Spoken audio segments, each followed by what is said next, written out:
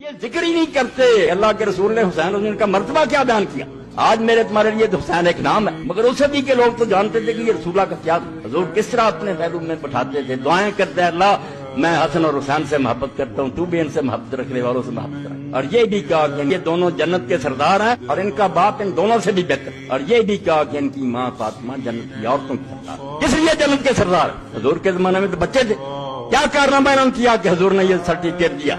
اگر ان کے یہ کارنامے غلط ہیں تو کیوں حضور نے کہا جنت کے جنت. پھر تو یہی بات ہوگی نانے نے اپنے نوازوں کی تعریف کر دی، معذلہ دین تباہ ہو. صحابہ کیوں چپ تھے وہ بھی بتا دو. جب تلوار سر پر کھڑی ہو تو دین اجازت دیتا. کچھ لوگ آسانی کا راستہ اختیار کریں. اب راستے دو ہو گئے. کوئی صحابہ نے کہا اللہ کی طرف سے مصیبت پڑ گئی ہے، صبر کرنا چاہیے، اللہ سے دعائیں کرنی چاہیے.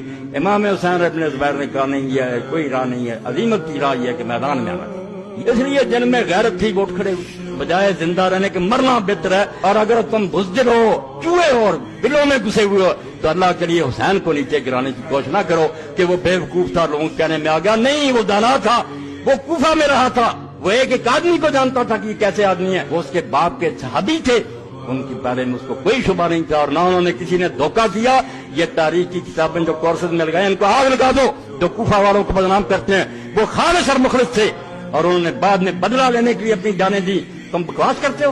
حسین جب اٹھ کھڑا ہوا تھا نا سوچ سمجھ کر 20 سال امیر معاویہ کے دیکھ کر، اور اس وقت ہی اپنے ساتھیوں کو بتا دیا تھا کہ میرا ایک دن جو اس کی حکومت میں گزر رہا ہے مجھے کوئی سمجھ نہیں آتی کہ میں خدا کے سامنے کیا عذر پیش کروں. جہاد تو اب بھی فرض ہو چکا، مگر میرے بھائی نے چونکہ وعدہ کر لیا تھا میں نبھاؤں گا. اگر بعد میں انہوں نے بدماشی کی تو اٹھ کھڑا. حسین بیچارہ کیوں نہ میدان میں آتا. اس نے دیکھا کہ آج رسول اللہ نہیں، آج علی نہیں ہے، آج حسن نہیں، میں ہی حضور کا جانشین. اور یہ سارے سمجھتے ہیں کہ ساری دنیا اگر بیعت کر رہے تو انہیں نہیں ٹھنڈ پڑ سکتی. یہ توقع کرتے ہیں کہ رسول اللہ کا بچہ بیعت کرے. اس لیے میرے بارے میں اگر کہتا نا کہ مولا کو روک دوں گا، یہ کروں گا، روتا رہے چیختا رہے، میرے جسم میں جب تک جان ہے میں اللہ کے رسول کی اولاد کا دشمن نہیں ہو. میرے جسم میں یہ سما گئی ہے اور میں سمجھتا ہوں کہ میری سب سے بڑی ساز یہی ہے کہ میرے پاس اور کچھ بھی نہیں ہے تو ایک بات ہے کہ میں رسول اللہ کی عطرت کا، رسول کی اولاد کا خادم ہوں.